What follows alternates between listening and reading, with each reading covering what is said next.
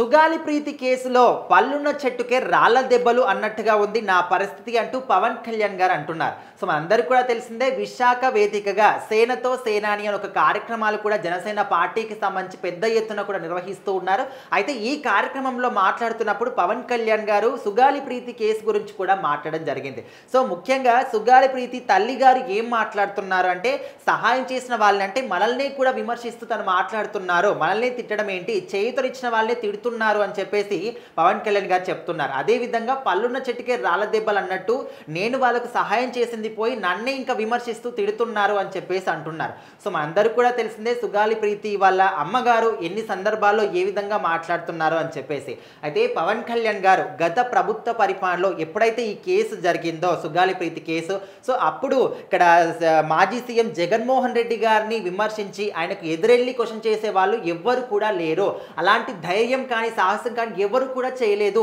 ఆఖరికి సుగాలి ప్రీతి తల్లిదండ్రులు కూడా తనతోని మాట్లాడడం కానీ, ఈ కేసు గురించి విచారణ జరిపించాలని కానీ ఎవరిని కూడా అడిగిన పరిస్థితులు లేవు. సో అలాంటి సందర్భంలో 2 లక్షల మంది మధ్యలో నేను నడుచుకుంటూ వచ్చి, సో ఎవరైనా కానీ ఏ పార్టీ వాళ్ళైనా ఎలాంటి రాజకీయ నాయకుడైనా కూడా 2 సార్లు ఓడిపోయి ఒకే ఒక ఎమ్మెల్యే ఉంటే వాళ్ళు కూడా వేరే పార్టీకి వెళ్ళిపోతే సో అప్పుడు వాళ్ళ పరిస్థితి ఏంటి, ఎంత నిస్సహాయ స్థితిలో కానీ ఎంత అధైర్యంగా ఉంటారు. సో అలాంటి సందర్భంలో కూడా నేను 2 లక్షల మంది మధ్యలో నడుచుకుంటూ వెళ్ళి ఈ కేసు గురించి గలం విప్పినప్పుడు అప్పుడు అందరికీ తెలిసింది.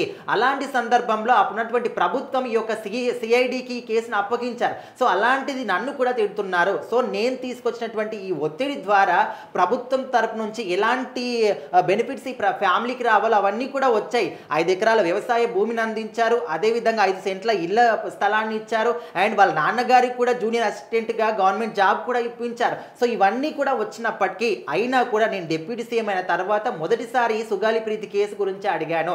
కానీ సిఐడి వాళ్ళు ఏం చెప్తున్నారంటే, డిఎన్ఏ పేపర్స్ ఏవైతే ఉన్నాయో వాటిని తారుమారు చేశారు, వాటి వల్ల ఈ కేసు అంటే డిఎన్ఏ అనేది ఈ కేసుతోని పోలవడం లేదు, అంటే సరికావడం లేదు అని చెప్పేసి కూడా చెప్తున్నారు. అంటే గత ప్రభుత్వ హయాంలోనే దీని గురించి ఏదో అతలాకుతలం జరిగింది, ఇక్కడ డిఎన్ఏ టెస్ట్కి సంబంధించినటువంటి రిపోర్ట్స్ కానీ అవన్నీ కూడా అతలాకుతలం చేశారు అని చెప్పేసి చెప్తున్నారు. అంటే మనము కేసు గురించి మాట్లాడగలం, గలం విప్పగలం, ఏదో ఒకటి చేయగలం, కానీ ఇన్సైడ్గా జరిగే పేపర్ వర్క్ని మనం ఏ విధంగా చూస్తాము అని చెప్పేసి కూడా పవన్ కళ్యాణ్ గారు చెప్తూ ఉన్నారు.